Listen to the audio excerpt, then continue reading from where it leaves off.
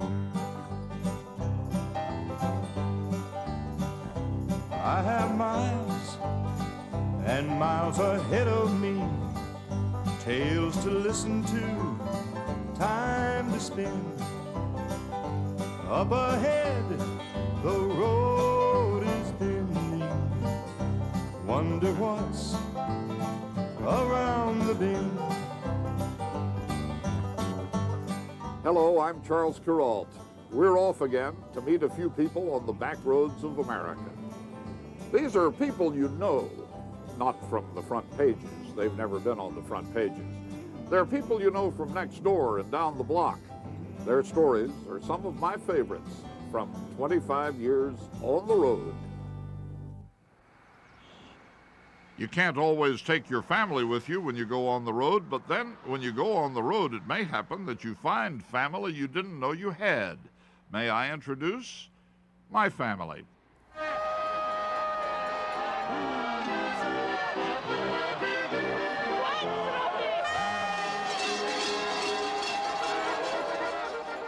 Distant relations is what they are from the land of my forebears, Slovenia, on the sunny side of the Alps, up there between Austria and Italy. You're invited to a family reunion.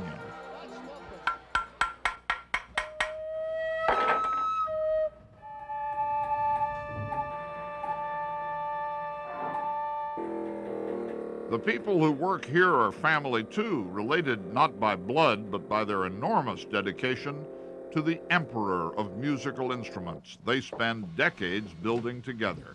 A stop later at the organ works. And if this lonely little railside grave makes you think that the poor soul buried here must have had no family at all, nor any friends, to be in such a friendless place, you're wrong. Rebecca Winters has friends on every train that goes mournfully by.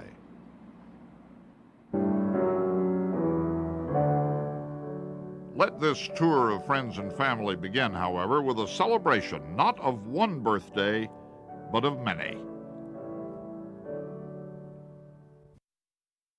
I'm a Yankee Doodle dandy, a Yankee Doodle die. This is the birthday of George M. Cohan, too. At least he always said it was.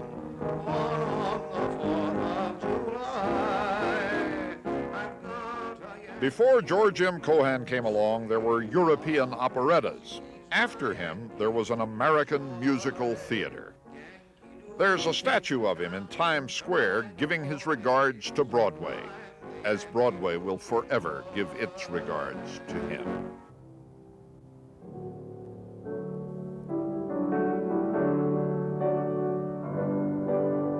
Way down upon the Swanee River in White Springs, Florida, Beverly Davis plays a song that lies as securely in the American memory as any other.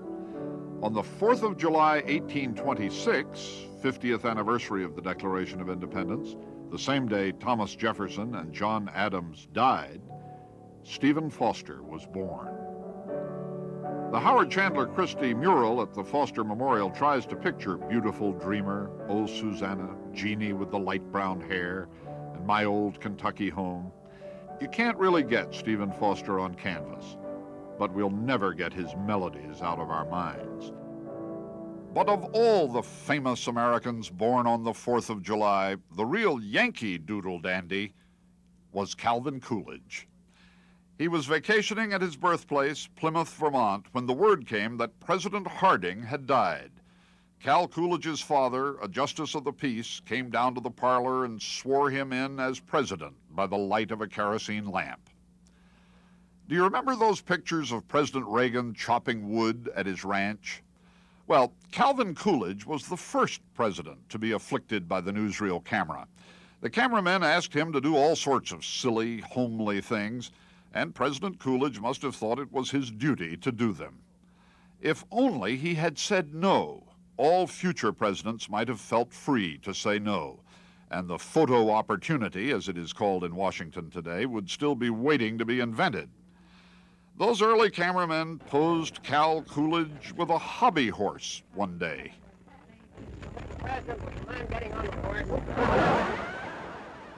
I don't think he did get on that horse, but he did most anything to oblige the cameramen. And as president, he did very little else.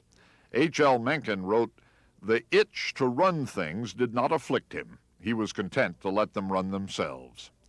Well, the truth is, things ran themselves pretty well while Calvin Coolidge was president. No scandals, no panics, no wars. In Plymouth, Vermont, they think of the 4th of July not only as Independence Day, but also as the birthday of their former neighbor, Mr. Coolidge.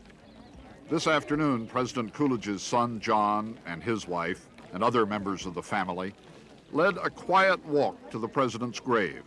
No bands, no crowds. You would not call it a 4th of July parade. That would be out of character for Plymouth, Vermont, and for Calvin Coolidge.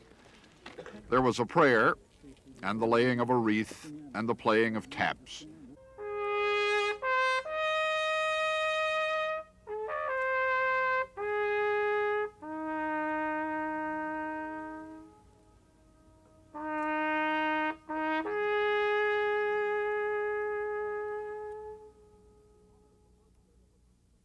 To honor the birthday of a decent and ordinary man, and of the country he sprang from.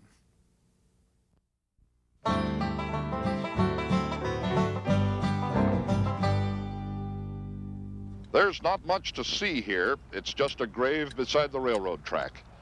Twice a week, Section Foreman Steve Wilson of the Burlington Northern Railroad comes out here to this lonely place and trims the grass. Somebody from the railroad has been trimming the grass here since 1899, when this stretch of main line was first surveyed. The surveyor, a man named Vern Hedge, came upon a broken iron wagon wheel standing upright in the sagebrush. On it was chiseled Rebecca Winters, age 50 year. The railroad retraced its survey line several miles so the tracks would not pass over the grave of Rebecca Winters. In 1902, her descendants put up a proper stone marker which told more about her life. She came from Ohio. She was Hiram Winters' wife. She was a Mormon. She was on her way to the Salt Lake Valley. You see, this was the Oregon Trail. One more day and Rebecca Winters would have made it past the worst of the cholera country, Scotts Bluff up there. But on the morning of August 15th, 1852, she was stricken, and she died before noon. So when Hiram Winters passed the bluff, he was alone with his 10-year-old daughter. They continued west, one of 50,000 wagons that went through this pass that summer, one behind the other. Gold seekers and fur traders and Mormons and missionaries, each looking for his own resting place. Rebecca Winters had found hers. There's a grade crossing to the east, and so it happens that the trains that pass whistle their own mournful salute to a pioneer woman.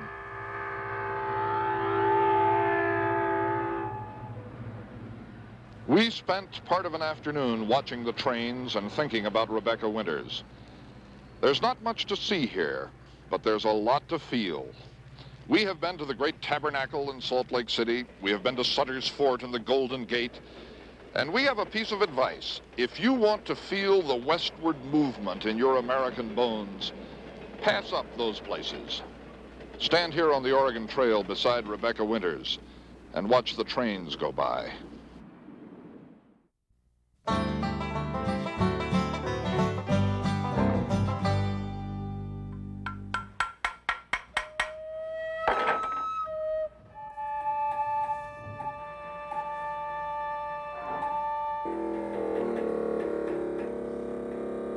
They are making a pipe organ.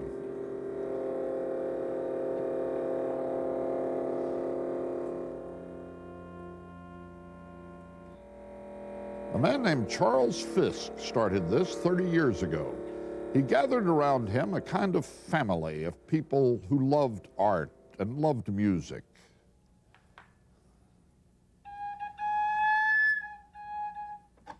And fine cabinetry, and other artists who were engineers, all of them people with patience. This line of work takes very great patience.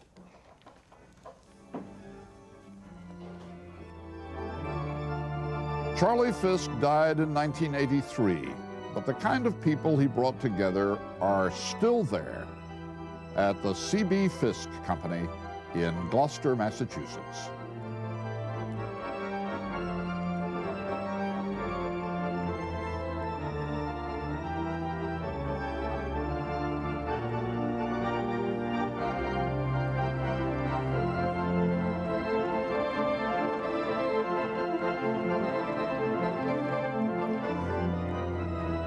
How long does it take to make a pipe organ? Well, this one was 25 years in the planning, 2.5 years in the making.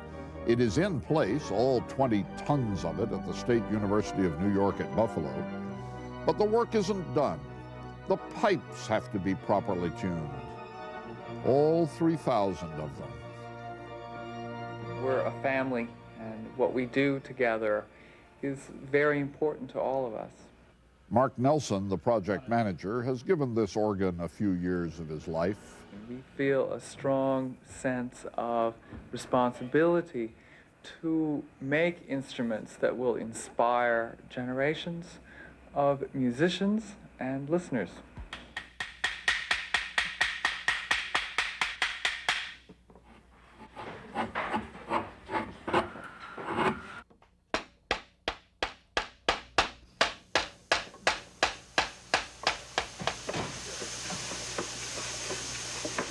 The 25 people at C.B. Fisk turn out but 1 or 2 organs a year. There's always a new one on the design board, 1 more under construction, and a 3rd one being put together somewhere out there in the country.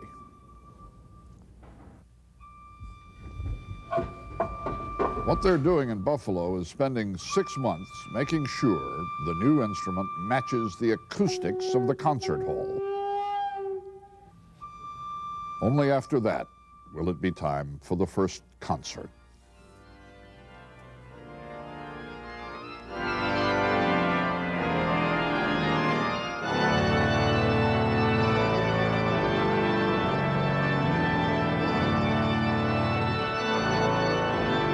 To a well-known organist, Daniel Chorzempa falls the honor of putting the new instrument through its first public paces.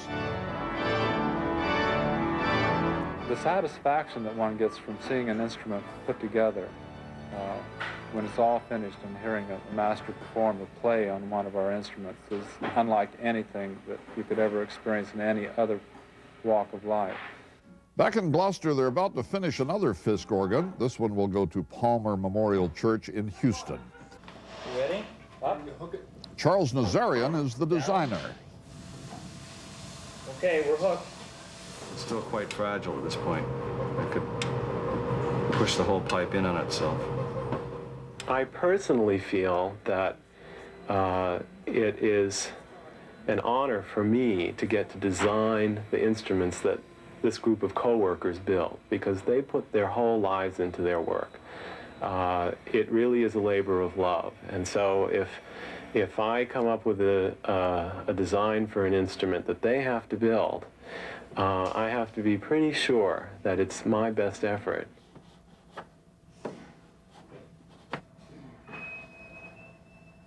And finally, the day comes when they open the doors at C.B. Fisk.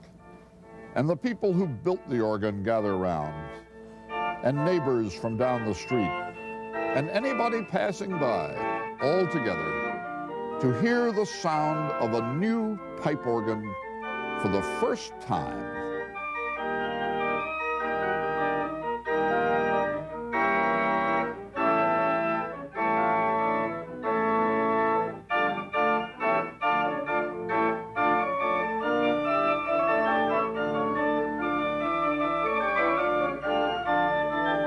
Charlie used to talk about letting a child leave the nest. We've done what we can do. Now it's on its own. We've been working for years and pulling this instrument together and making parts. And now all of a sudden it's a reality. It's a being almost. I always feel a sense of wonderment that we can really pull something like this off. It's not something that an individual could ever hope to do by himself.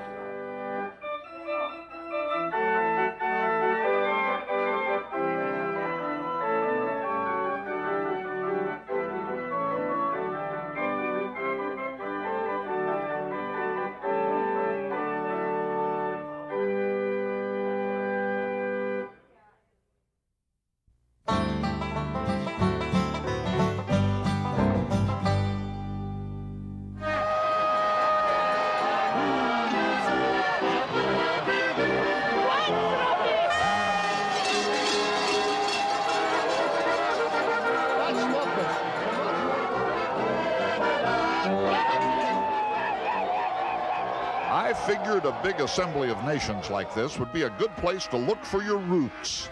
I went looking for mine in this crowd. We come here with a big bus. We will here one day and then come back to Slovenia. They are Slovenians, my people. Look, my name is Kuralt. Is it a name you've heard? Yes, of course. It's quite Slovenian. Today I hiked up an Alp to the Chalet Slovenia. Do you know my name, Kuralt, in Slovenia? Kuralt, you must be... It's Slovenian name, of course. It's Slovenian name. In Slovenia, everybody knows. If you say Kuralt, you ask, do you know somebody from Kuralt family? And they will, in 5 seconds, everybody will tell you, Kuralt, of course. Of course.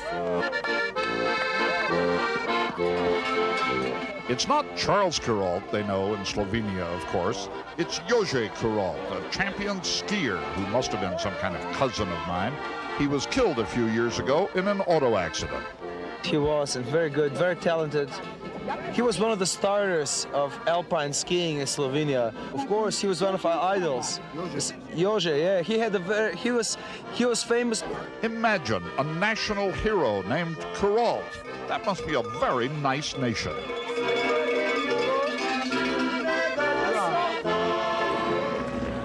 Their first time competing. Indeed, it's a scoop. Warm greetings we give the Slovenian troop. It is, of course, a nation newly born, broken away from Yugoslavia, and under its own flag for the first time in 1,000 years. Of course, the Slovenians, my people, have one little problem. You know, I'm afraid a lot of people don't even know where Slovenia is. Listen, if you're having the problem with Slovenia, that's really your problem. I know where Slovenia is, and I will explain it to you. Since always, she's between Italy and Austria. There is something special about Slovenia. This is not Russia, this is not Slavonia, this is not Slovakia, as people think sometimes. So there we are, there is Slovenia, on the sunny side of the Alps. How many people in Slovenia? 2 million. Not a very big country. Not a very big country, but that's why we say small but special. That's us, small but special. Now look, my name, do you recognize this name, Kuralt? Oh yes, I do. Well, here's to your health. What do you say in Slovenia? Well, in Slovenia we say na zdravje.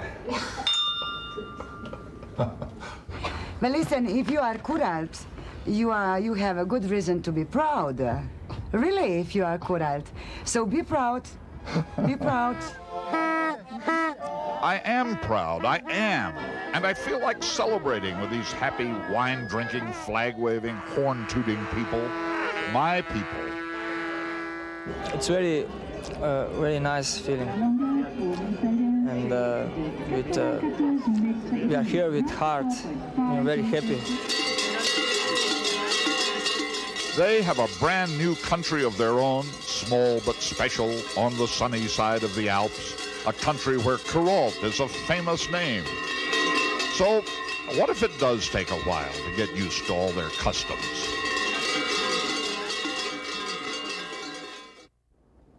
Well, time to say goodbye until our next trip together. We've heard about a story up the road here, but we kind of hope we never get there. With luck, we'll stumble upon something more interesting along the way. I can see the road is bending. Wonder what's around the bend.